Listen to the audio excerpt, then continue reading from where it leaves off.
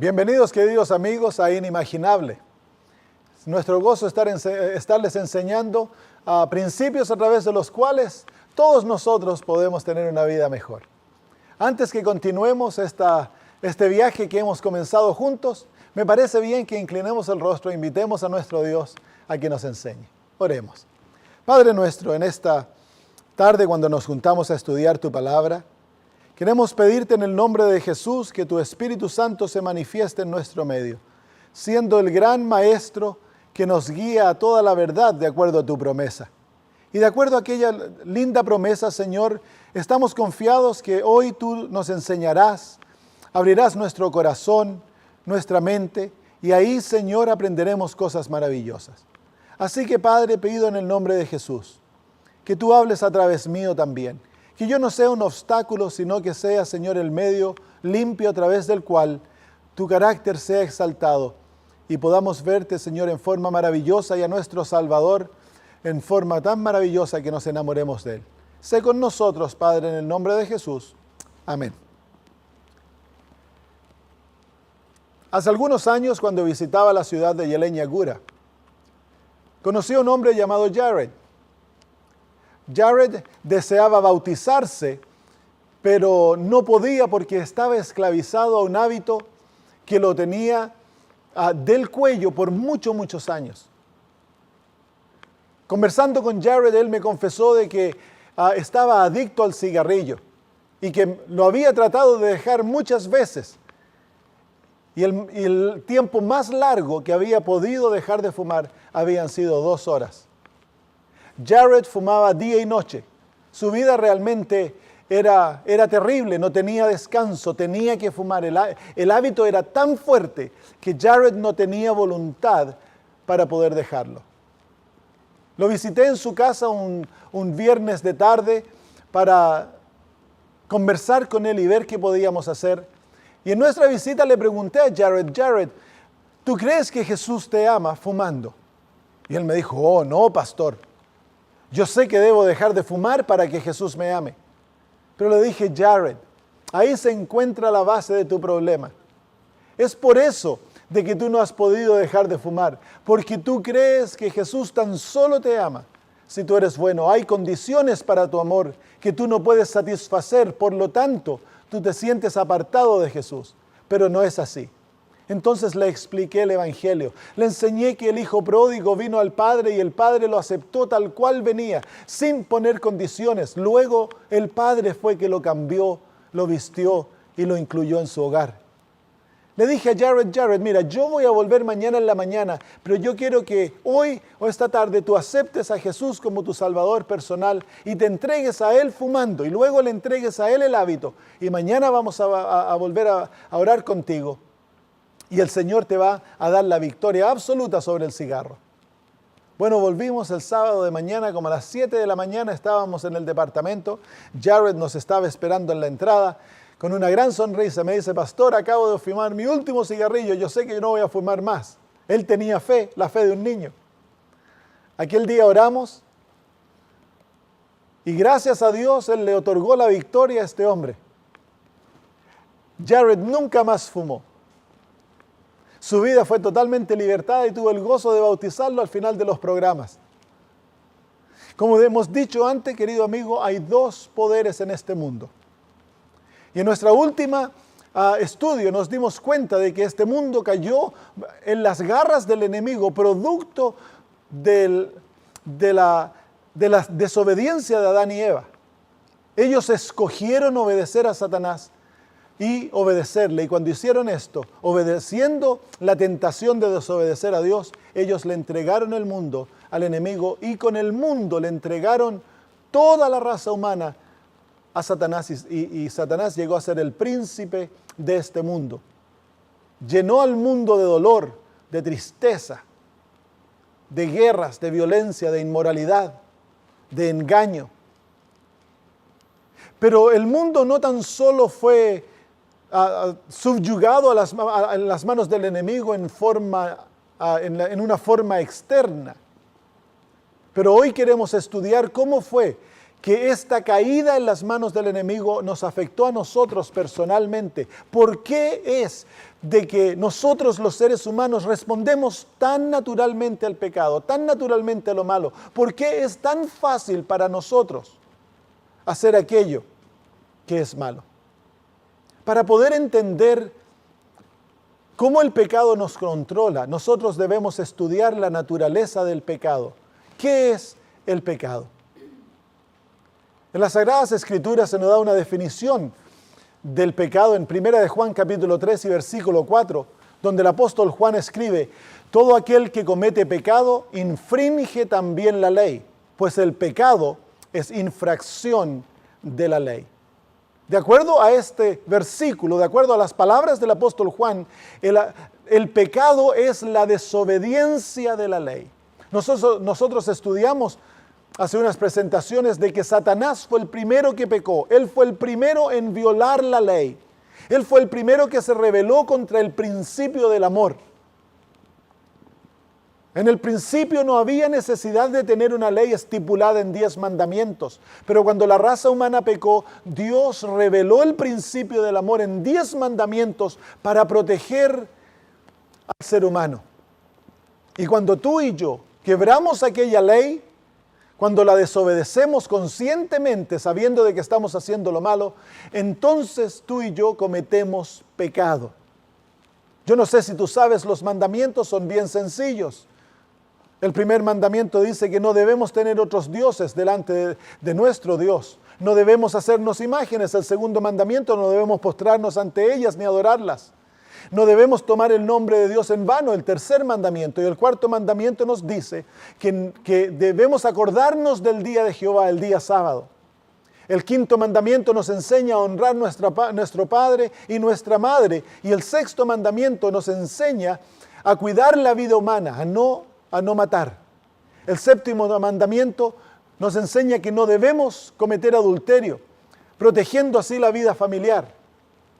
El octavo mandamiento nos enseña que no debemos robar, protegiendo las posesiones de los otros. El noveno mandamiento nos enseña a ser veraces, a no engañar, no debemos mentir. Y el décimo mandamiento nos dice que no debemos codiciar nada de aquello que le pertenece a los demás. Estos principios son la expresión del amor en un mundo de pecado. Y cuando nosotros violamos estos principios, entonces nos hacemos culpables de violar la ley de Dios, y a aquello Dios lo llama pecado. ¿Cuál es el resultado de desobedecer la ley? Toda ley, incluso la ley humana, tiene consecuencias contra la violación. Si tú vas manejando tu vehículo en la carretera y hay una velocidad de 60 kilómetros por hora, mientras tú te mantengas a la velocidad o bajo la velocidad, la ley no te condena. Pero en el mismo momento que tú excedes la velocidad, violas la ley de velocidad y te haces culpable. Si la policía te detiene, ellos te van a multar porque hay una consecuencia contra la violación de la ley.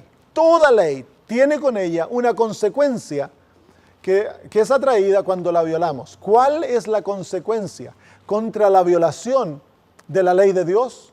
En el libro de Romanos capítulo 6 y versículo 23, el apóstol Pablo clarifica esto para siempre. Dice así: porque la paga del pecado es muerte.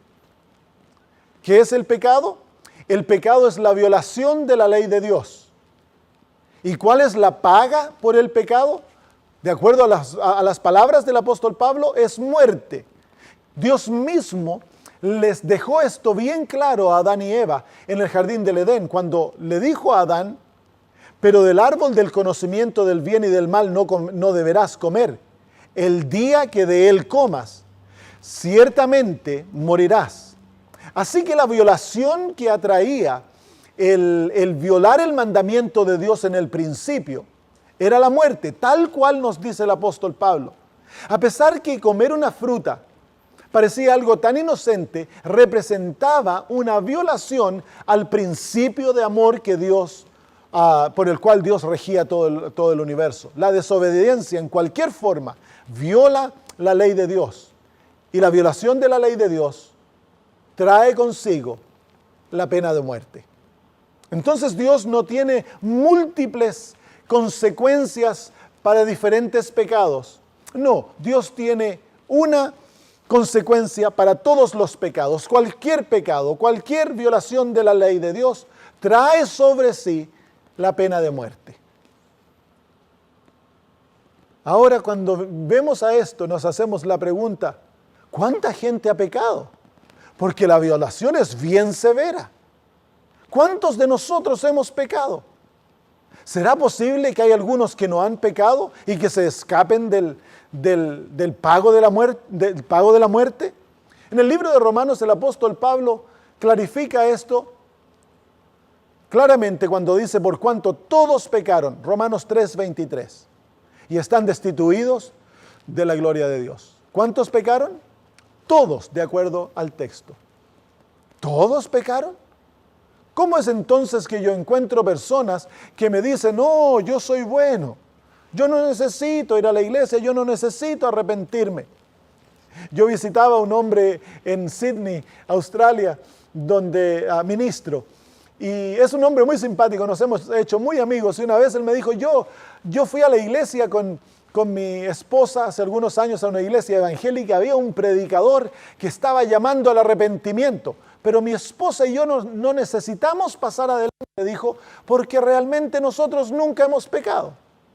Yo me la haría reír y le dije, Les, ¿cómo es eso que nunca has pecado?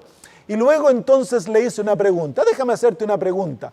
Les, ¿has mirado alguna vez a una mujer con ojos sucios? Me quedó mirándote, este hombre tiene 98 años y me dijo, Samuel, muchas veces. Y le dije, entonces el Señor Jesús nos dice que si nosotros miramos a una mujer para codiciarla, hemos violado el mandamiento que dice, no cometerás adulterio.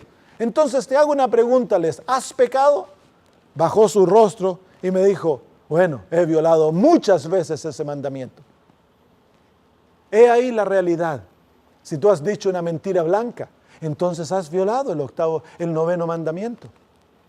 Si tú has codiciado, has violado el 10º mandamiento. Si has odiado, o si tienes una relación rota, si has tratado mal con tus palabras a alguien, has violado el 6º mandamiento que dice no matarás. Si has maltratado a tus padres, si le has gritado, o si no te relacionas con ellos, has violado el mandamiento que dice, honra a tu padre y a tu madre, y así yo te podría llevar mandamiento por mandamiento y probarte de que tú y yo hemos violado todos los mandamientos, y no una vez, múltiples veces, muchas veces. Entonces la Biblia nos dice que todos hemos violado la ley.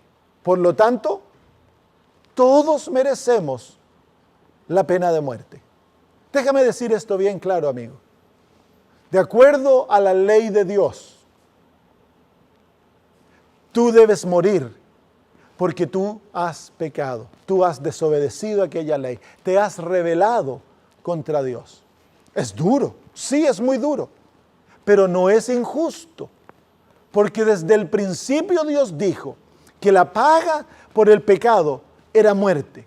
Él lo explicó bien claro, se lo dejó bien clarito a nuestros padres y lo ha explicado en su palabra bien claro. Él nos ha dicho que nosotros moriremos si es que pecamos. Wow, me dijo Les, cuando yo le expliqué esto, él me dijo, pero eso es muy duro, yo no quiero morir, Samuel me dijo. Y ninguno de nosotros desea morir. ¿Te has hecho alguna pregunta por qué es que pecamos? Si tú eres honesto contigo mismo, tú te vas a dar cuenta de que hay una fuerza dentro de ti que te lleva a hacer aquello que muchas veces tú sabes que es malo y conscientemente no te gustaría hacerlo, pero terminas haciéndolo. ¿Por qué es que pecamos? En el libro de Romanos el apóstol Pablo nos explica el por qué.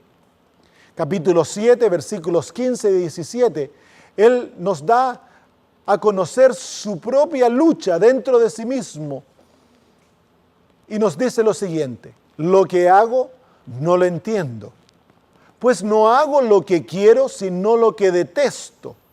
Eso hago. De manera que ya no soy yo quien hace aquello, sino el pecado que está en mí. Nota esas palabras. El apóstol Pablo encuentra una fuerza dentro de sí que lo lleva a hacer aquello que incluso él no desea hacer. Y él la llama pecado. Luego sí, así explica, dice, y yo sé que en mí, esto es en mi carne, no habita el bien, porque el querer el bien está en mí, pero no el hacerlo. No hago el bien que quiero, sino el mal que no quiero, eso hago. Y si hago lo que no quiero, ya no lo hago yo, sino el pecado que está en mí. Así que queriendo yo hacer el bien, hallo esta ley, que el mal está en mí. La primera razón por la cual nosotros pecamos es porque el mal, el pecado, se encuentra en nuestra naturaleza. Nosotros hemos sido vendidos al pecado. Ahora, el pecado que estamos hablando aquí es distinto al pecado que yo mencioné al principio. Hay dos formas de hablar del pecado en las Sagradas Escrituras. Está el pecado, que es violación de la ley, por la cual tú mereces pecado, mereces muerte. Pero esto, lo que el apóstol Pablo está hablando aquí, es un principio, es una ley que gobierna al ser humano de adentro por afuera. El apóstol Pablo dice que no hay nada bueno en nosotros, absolutamente nada. Que en nosotros hay un deseo de hacer lo bueno. Nosotros queremos ser buenas personas, todo ser humano, incluso los que están en la cárcel, los que han hecho crímenes horrendos, dentro de ellos desean ser buenos, desean hacer el bien. Pero hay algo dentro de nosotros que el apóstol Pablo lo llama la ley del pecado, que nos controla y tiene mucho más fuerza que nosotros y nos lleva cautivos a hacer el mal. Así que, amigo, la primera razón por la cual pecamos es porque en ti y en mí, en cada parte de nuestra estructura del ADN, estamos controlados por el pecado y es imposible para nosotros escapar a aquel control. El apóstol Pablo dice en Juan capítulo 8, versículo 34, Jesús dice esto, no el apóstol Pablo: de cierto os digo, que todo aquel que hace pecado, esclavo es del pecado. ¿Por qué pecamos? Porque somos esclavos del pecado. ¿Qué es un esclavo? Esclavo es aquel que pertenece a alguien, que no tiene voluntad propia, que vive de acuerdo a la voluntad del amo. El esclavo está en sujeción y es posesión de otra persona. Jesús aquí nos dice de que tú y yo somos esclavos del pecado. Tú y yo no tenemos nuestra propia voluntad.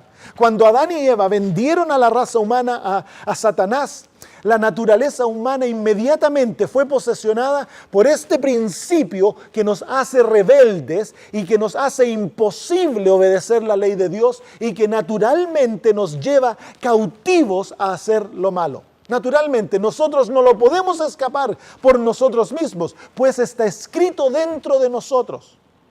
No tenemos nuestra propia voluntad. Nuestro amo es Satanás y él nos controla a través de este principio llamado el pecado.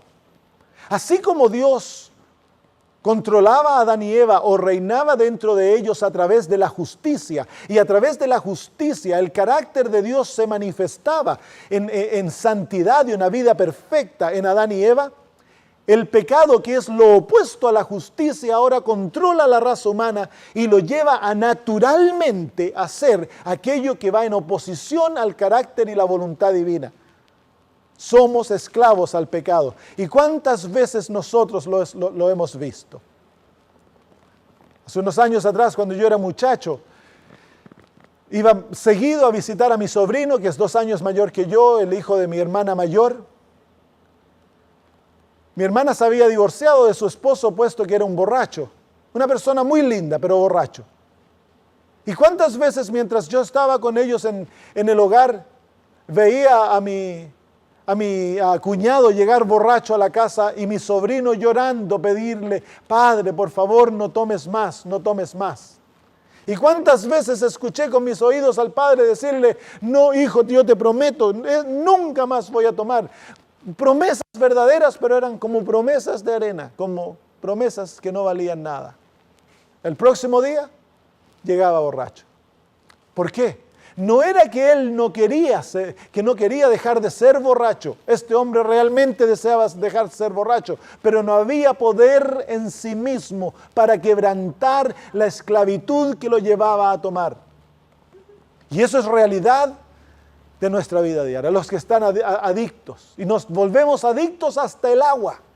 Nos volvemos adictos de las lechugas. Nos volvemos adictos al té, al café, al chocolate, nos volvemos adictos al sexo, nos volvemos adictos a tantas cosas que nos controlan. El ser humano es adicto a todo, a relaciones. Somos esclavos. Esclavos por naturaleza, porque nuestros primeros padres nos vendieron al enemigo. El profeta Jeremías dice, engañoso es el corazón más que todas las cosas y perverso, ¿quién lo conocerá? No tan solo somos esclavos, sino que nuestra propia naturaleza cambió. De acuerdo al profeta, nos dice que ahora tenemos un corazón engañoso y que nosotros no nos conocemos a nosotros mismos. He aquí la falacia de la psicología que trata de sanar al hombre con poderes internos, que trata de hacer ver lo mejor de la persona, del ser humano, pero la realidad es que el Señor desea que conozcamos una realidad profunda. Tú y yo tenemos una naturaleza caída. Nuestra naturaleza dejó de ser la naturaleza que Adán tenía antes de caer en el pecado. Aquella naturaleza santa, pura, buena que Dios le dio a Adán y Eva fue totalmente transformada, totalmente distorsionada. Y la imagen de Dios en nosotros fue obliterada, producto del pecado. Para nosotros hoy es natural pecar. ¿Por qué? Porque en nosotros mora el pecado. Hemos llegado a ser esclavos del pecado y tenemos una naturaleza transformada, una naturaleza mala. Piensa en una cosa, ¿cuánto le cuesta a un niño aprender a hacer el bien? ¿Cuántas veces hay que repetirle la manera que tienen que hablarle a los padres, ser corteses, obedientes? Es algo que cuesta días, meses y años. ¿Y cuán rápido agarran lo malo? Es como que nosotros naturalmente tendemos a lo malo y hay una guerra dentro de nosotros para hacer lo bueno. Dice en Génesis capítulo 3, versículos 7 al 9, cuando Moisés nos da una reseña de lo que ocurrió aquel día y de los resultados de la decisión de Adán y Eva, nos dice así: entonces fueron abiertos los ojos de ambos y conocieron que estaban desnudos. Entonces cosieron hojas de higuera y se hicieron delantales. Y oyeron la voz de Jehová Dios que paseaba en el huerto en el aire del día. Y el hombre y su mujer se escondieron de la presencia de Jehová Dios entre los árboles del huerto. Mas Jehová Dios llamó al hombre y le dijo: ¿dónde estás tú? Y él respondió: oí tu voz en el huerto y tuve miedo porque estaba desnudo y me escondí. Y Dios le dijo: ¿quién te enseñó que estabas desnudo? ¿Has comido del árbol que yo te mandé que no comieses? Y el hombre respondió: la mujer que me diste por compañera me dio del árbol y yo comí. Entonces Jehová Dios dijo a la mujer: ¿qué es lo que has hecho? Y la mujer dijo: la serpiente me engañó y yo comí. Cuando leemos este texto nos damos cuenta que el pecado, la infracción de la ley de Dios, cuando Adán y Eva desobedecieron la palabra de Jehová, inmediatamente trajo una transformación de la naturaleza de ellos. Tuvieron vergüenza, se sintieron desnudos, se arrancaron de Dios, llegaron a temer a Jehová. A su papito que los amaba tanto se arrancaron, se escondieron de él. Pero luego la consecuencia más triste es que este Adán, que había estado dispuesto a morir por su esposa cuando ella pecó, este Adán le echa la culpa a la mujer. Le dice: la mujer que tú me diste. Mostrando claramente, queridos amigos, de que el corazón de Adán había perdido el principio del amor y ahora se había vuelto totalmente centrado en sí mismo. Su primera reacción fue protegerse a sí mismo y ya no le importaba lo que le ocurriera a Eva. Y Eva le dice cuando Dios la interroga: la serpiente, ella me dio de comer. Ninguno estaba dispuesto a aceptar responsabilidad. Se volvieron egoístas, la autoprotección. Pero tristemente, al que realmente le estaban echando la culpa fue a Jehová. Era Dios el que había creado a la mujer y era Dios el que había creado a la serpiente. Por lo tanto, en la mente de Adán y Eva era Dios el que llevaba la culpa del pecado de ellos. Se volvieron egoístas, autosuficientes. Se cosieron delantales cuando pecaron. No corrieron delante de Dios para pedir perdón. Trataron de esconder su pecado y luego se volvieron independientes de Dios. Es por eso que la raza humana hoy día niega la existencia divina. Es por eso que el ser humano siente que no tiene necesidad de orar, de estudiar la Biblia, de ir a la iglesia. Es por eso que preferimos usar el nombre en chistes, el nombre de Dios, y muchas veces en palabras soeces. Creemos que podemos vivir sin Dios, nos creemos autosuficientes e independientes y nos hemos vuelto terriblemente egoístas. Es la naturaleza nuestra. ¿Por qué pecamos?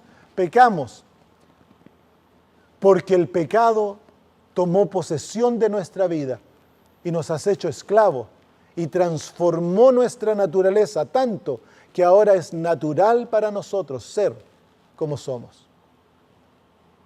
¿Cuál es el resultado de esto? Dice Jeremías 13:23, ¿mudará el etíope su piel y el leopardo sus manchas? Así también, dice el profeta, podréis vosotros hacer el bien estando habituados a hacer el mal. En otras palabras, querido amigo, es natural para nosotros hacer el mal.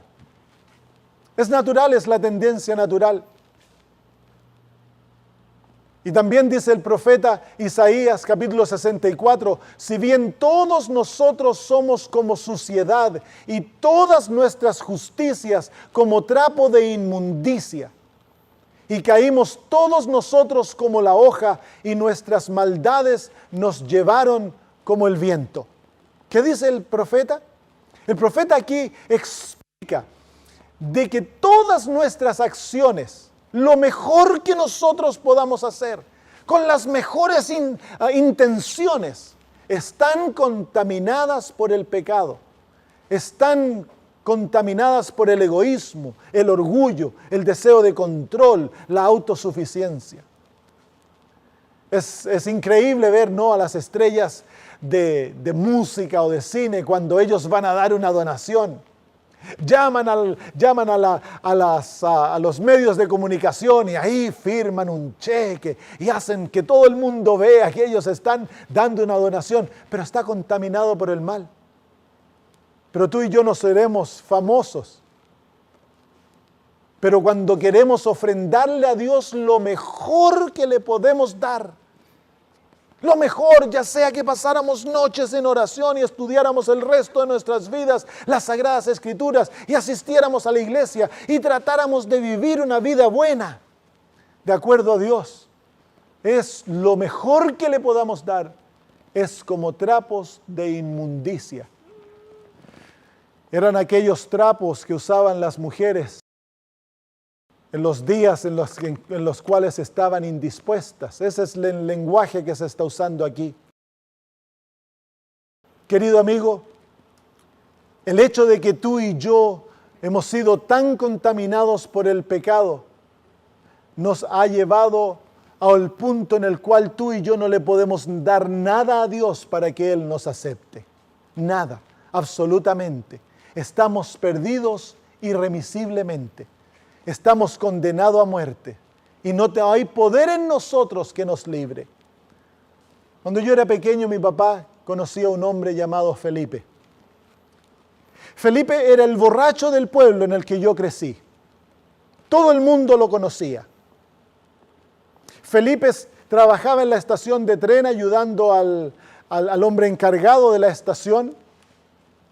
Y cuando llegaba la hora de pagarle su sueldo, Felipe se tomaba todo el sueldo, se lo llevaba y se lo tomaba todito. La familia de Felipe vivía en una situación muy, muy pobre, una condición terrible. La esposa un día vino ante el jefe de la estación y le pidió que por favor el sueldo no se lo pagara a Felipe, sino que se lo pagara a ella, porque los niños estaban muriendo de hambre. Felipe era un hombre bueno, no era un hombre malo. Deseaba hacer lo bueno, era un buen trabajador cuando estaba sobrio.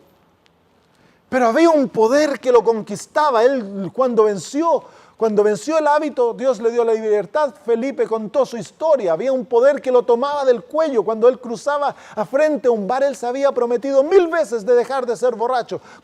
Caminaba enfrente del bar, era como una mano que lo agarraba del cuello y lo metía para adentro. No había poder en sí para vencerlo. Una noche estaba tirado en la calle, durmiendo al lado de la acera, borracho hasta las patas, como decimos. Un amigo adventista que iba a la iglesia lo tomó y lo agarró del cuello y se lo llevó arrastrando hasta la iglesia, a la noche de oración, un miércoles de noche, y lo sentó atrasito de la iglesia y Felipe borracho durmiendo en la iglesia mientras el pastor hablaba en la noche de oración. Al final de la noche de oración, el pastor hizo un llamado para todos aquellos que quisieran vencer algún hábito y se despertó Felipe. Y el pastor dijo, ¿hay alguien aquí que le gustaría pedirle el poder a Dios para vencer algún hábito? Y Felipe se paró y le dijo, yo pastor, por favor, ayúdenme, dijo, estaba borracho. Pasó caminando hacia adelante, tambaleando y se paró al lado del pastor y toda la iglesia rodeó a Felipe. Se arrodillaron y pidieron por él para que el Señor lo libertara. Felipe nunca más tomó. El Señor lo libertó totalmente, que le sacó el deseo de tomar. Lo limpió de adentro para afuera, le dio un nuevo corazón y Felipe llegó a ser un ejemplo de hombre. Su familia un ejemplo de familia. Llegó a desarrollar tal visión para su familia, sus hijos llegaron a ser profesionales. El borracho del pueblo se volvió el ejemplo del pueblo. Porque sí es verdad, amigo, no hay poder en nosotros para librarnos del pecado, pero eso no quiere decir que no podemos ser libres del pecado, porque Dios tiene el poder para librarnos del pecado. No tan solo el poder para librarnos del pecado que nos controla, sino que también el poder para perdonarnos de la culpa de la muerte que merecemos por haber pecado. En Dios hay poder, no en nosotros.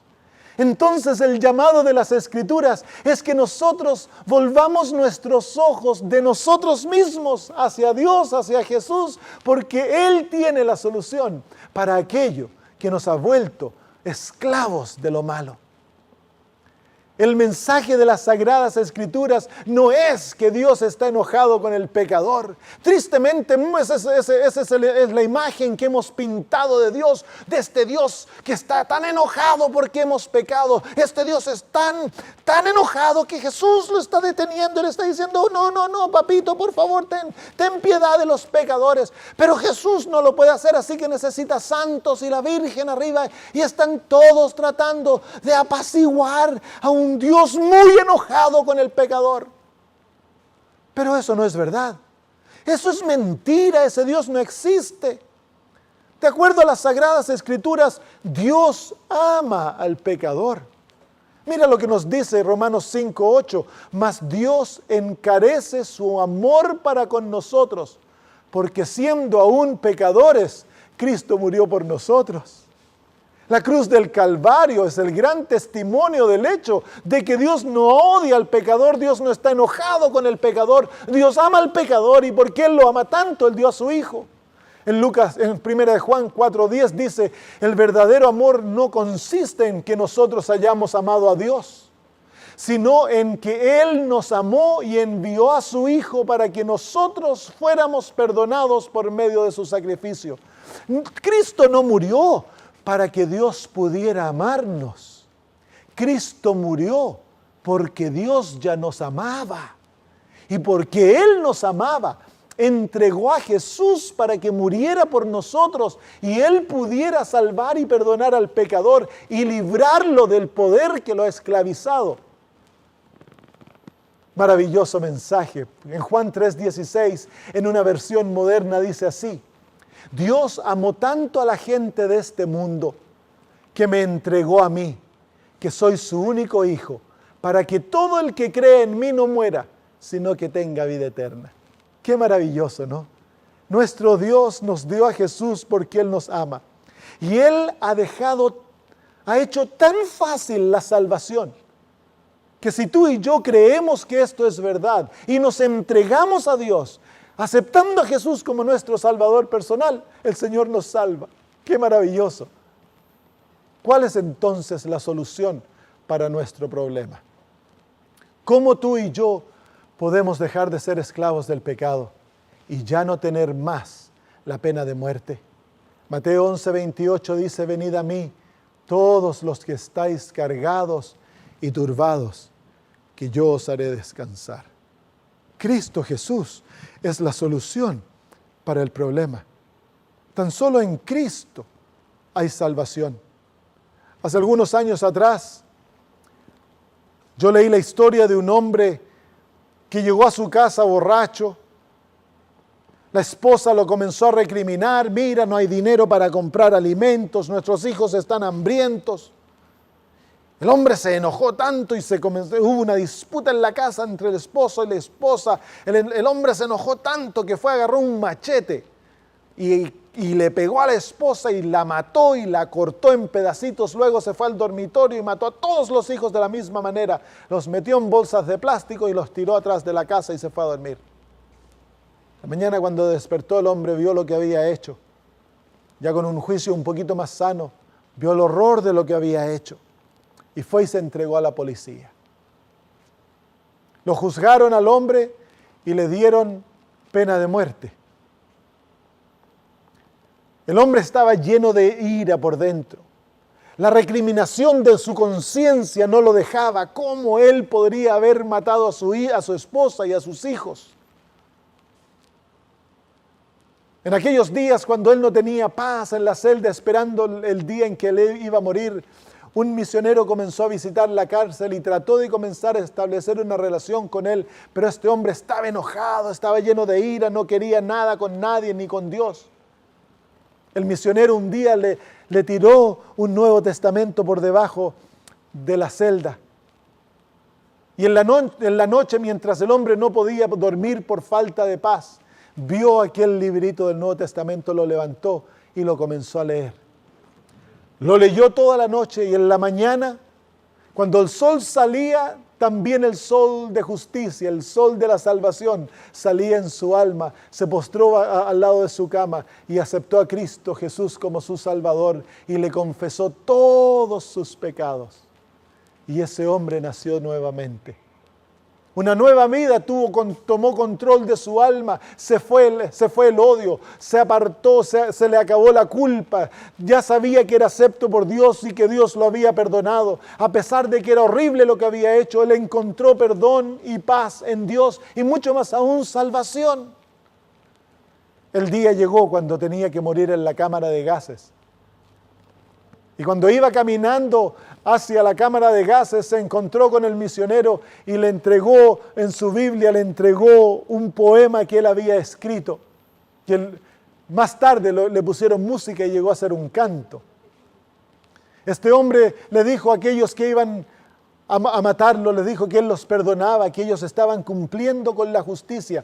Todos en la cárcel habían dado testimonio de cómo este hombre había sido totalmente transformado. Y ahí murió en la cámara de gases, pero murió lleno de esperanza de vida eterna, sabiendo que ahora él era un hijo de Dios. Querido amigo, no importa lo que tengas en tu vida, Puede que tengas luchas tremendas, hábitos horribles, puede que tengas un pasado horrible, puede que en este mismo momento tu vida esté en el pecado. Yo no sé cuál es tu situación, pero sí sé una cosa. Si tú vienes a Jesús, obtendrás el perdón y Él te dará una nueva vida, una vida de libertad de la esclavitud al pecado.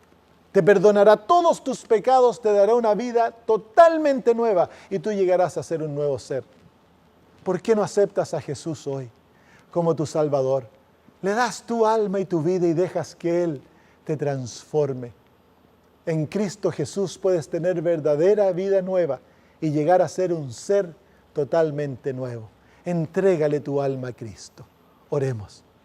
Querido Dios y Padre nuestro, en esta tarde queremos aceptar a Jesús como nuestro Salvador, reconociendo que somos pecadores, que hemos hecho lo malo, violado tu ley y que en nosotros no hay nada bueno, somos esclavos al pecado, no podemos ofrecerte nada, pero aceptamos a Jesús como nuestro Salvador, confiando que en Él tú nos perdonas y nos amas y nos haces hijos tuyos. En el nombre de Jesús. Amén.